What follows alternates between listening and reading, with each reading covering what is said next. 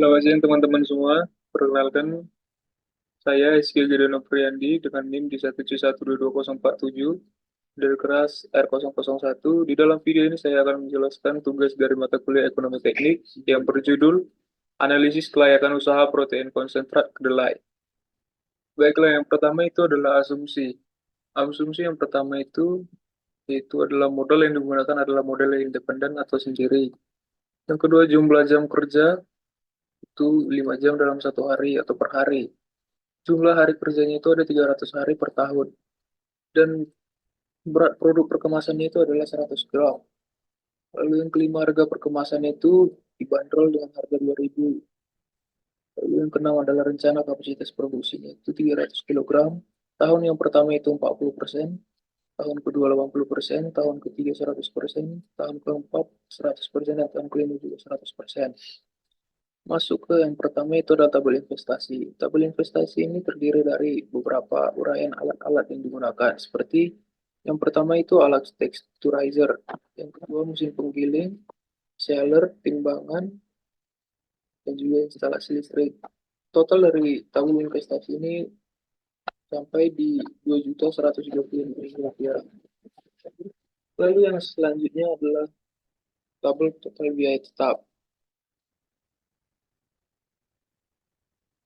Tabel biaya tetap itu terdiri dari penyusutan awalnya itu sebanyak 20%, pemeliharaan itu sebanyak 3%, dan tingkat bunganya itu ada sebanyak 20%. Total dari biaya tetap ini adalah Rp729.750. Lalu yang ketiga adalah tabel biaya tidak tetap. Tahun yang pertama 40%.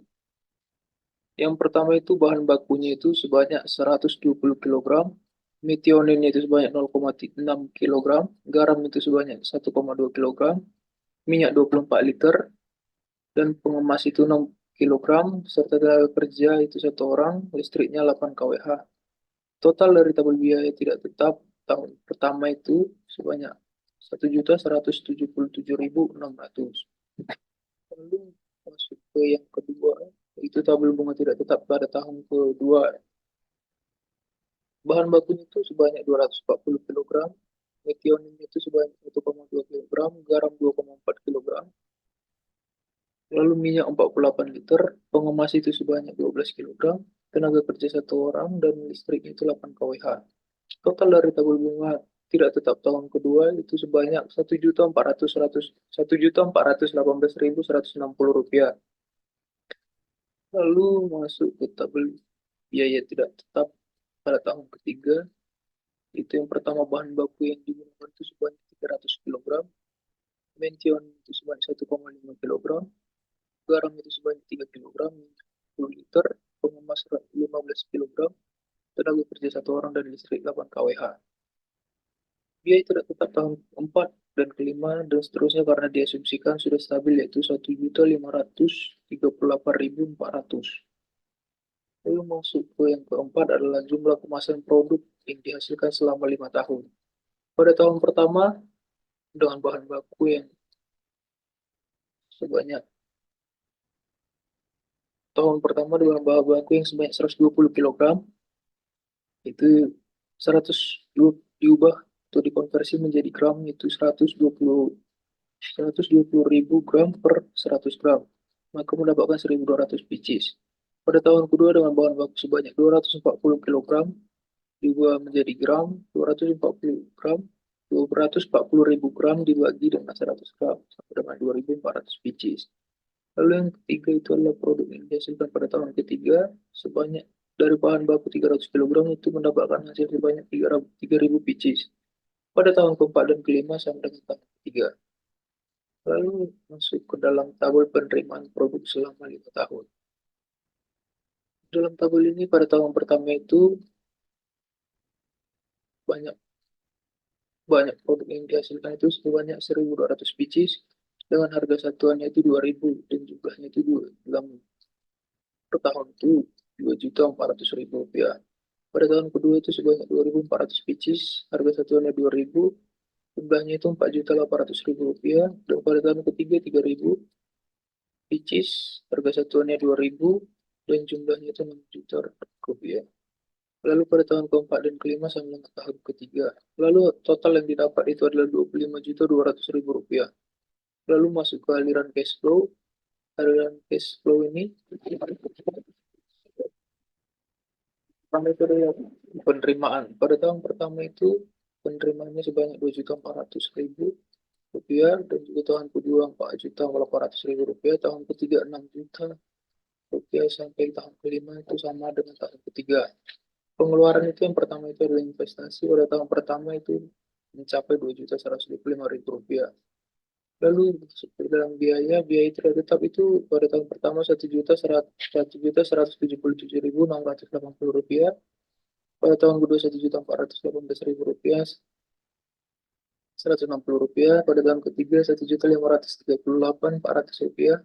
Pada tahun keempat 1.538.400 rupiah, dan pada tahun kelima juga sama.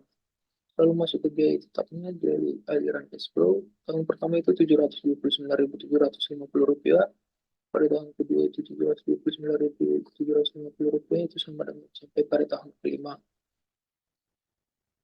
Lalu keuntungan yang didapatkan pada tahun pertama itu adalah sebanyak minus 1.632.430 rupiah. Tapi pada tahun kedua itu naik menjadi 2.652.090 rupiah. Tahun ketiga 3.731.850 rupiah. Ini sampai kepada tahun kelima. Yang keenam adalah present value atau tabel nilai sekarang. Pada tabel penerimaan present value tahun pertama itu sebanyak 2.400.000 rupiah. Tahun kedua 4.800.000 rupiah. Tahun ketiga 6 juta, sampai pada tahun keempat itu sama.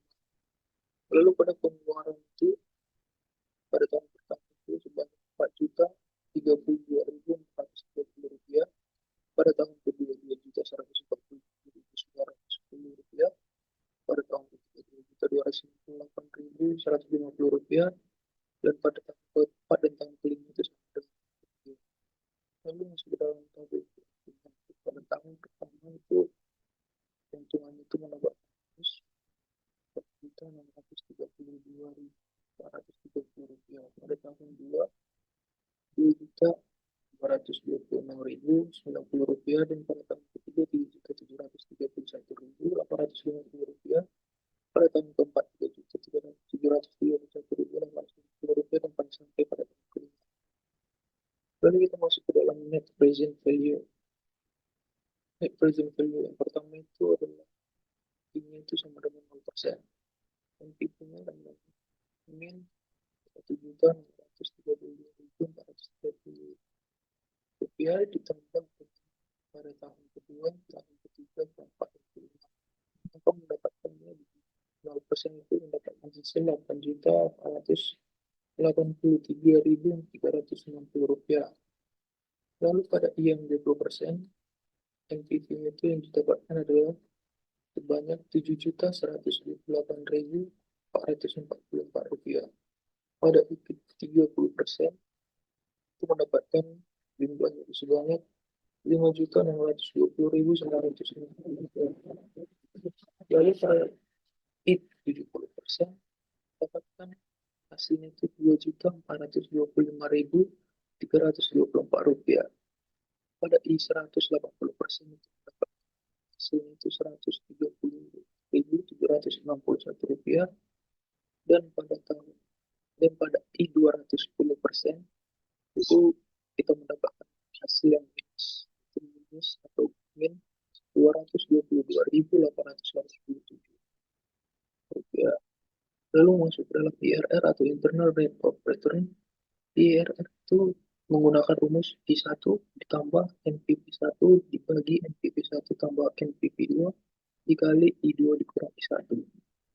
I1-nya tadi kita mendapatkan itu di I 180%. Lalu ditambahkan dengan NPV yang hasil dari I 180% itu adalah 130.760 rupiah, 761 rupiah dibagi dengan 130.761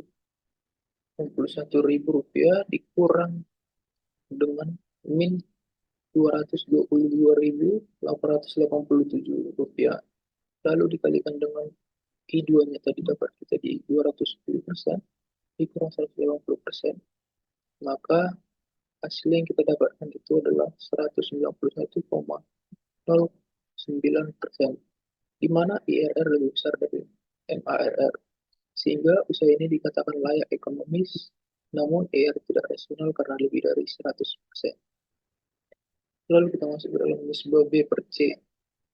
I sama dengan 0% itu penerimaannya adalah 2.400 ditambah 4.800.000 rupiah ditambah 6 juta ditambah 6 juta ditambah 6 juta. Baru hasilnya itu kita mendapatkan 25.200.000 rupiah. Lalu pada pengeluaran itu kita mendapatkan 12.984.790 rupiah. Lalu nisbah B per C yang pertama di 0% itu adalah 1,94.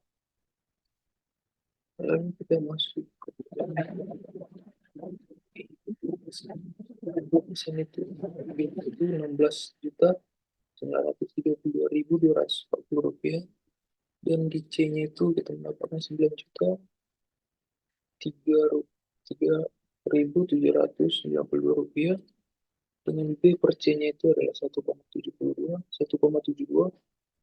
dan pada I 30% itu kita mendapatkan B per C-nya adalah 1,63, di I sama dengan 70% kita mendapatkan B per C-nya itu sama dengan 1,5050. Lalu kita masuk ke dalam BEP penerimaan. BEP penerimaan menggunakan rumus biaya tetap dibagi 1 dikurang biaya tidak tetap per biaya penerimaan. Biaya tetap kita tadi mendapatkan 729.750 rupiah dibagi dengan 1 dikurang biaya tidak tetapnya tadi 1.538.400 rupiah dibagi dengan 6 juta. 729.750 dibagi dengan 0,7436, maka mendapatkan hasil 981.374 rupiah. Pada tempat penerimaan 981.374 rupiah per tahun, usaha ini berada pada titik 4. Kita masuk ke dalam BEP produksi. BEP produksi menggunakan rumus BEP penerimaan dibagi dengan harga 981.374 rupiah dibagi dengan 2.000, maka kita mendapatkan 490,447. Pada tingkat 490,687 kilogram per tahun. Usaha ini berada pada titik 4. Dan lalu untuk dengan BEP harga itu menggunakan rumus biaya total per produksi. Biaya total kita mendapatkan adalah 2.298.150 rupiah dibagi dengan sekali produksi itu mencapai 3.000. Lalu kita mendapatkan hasilnya itu 756,05 pada tingkat harga 756,05 per kilogram. Usaha ini berada pada titik impas. Lalu kita masuk ke dalam analisis sensitivitas penerimaan atau toleransi daripada penerimaan. Itu menggunakan rumus penerimaan minimum dibagi penerimaan direncanakan, lalu dikali 100%. Maka kita mendapatkan itu hasilnya itu di 16,35%. Usaha ini memiliki toleransi penurunan penerimaan sampai 16,35%. Lalu masuk dalam toleransi produksinya itu dengan rumus produksi minimum dibagi dengan produksi yang direncanakan dikali dengan 100%. Produksi minimum yang kita mendapatkan 16,35, lalu dibagikan dengan produksi yang direncanakan itu sebanyak 3.000. Lalu itu mendapatkan hasil 0,545%. Usaha ini memiliki toleransi penurunan produksi sampai 0,545% dari harga yang direncanakan. Lalu kita masuk ke dalam toleransi harga. Itu adalah harga minimum dibagi dengan harga yang direncanakan dikali 100%.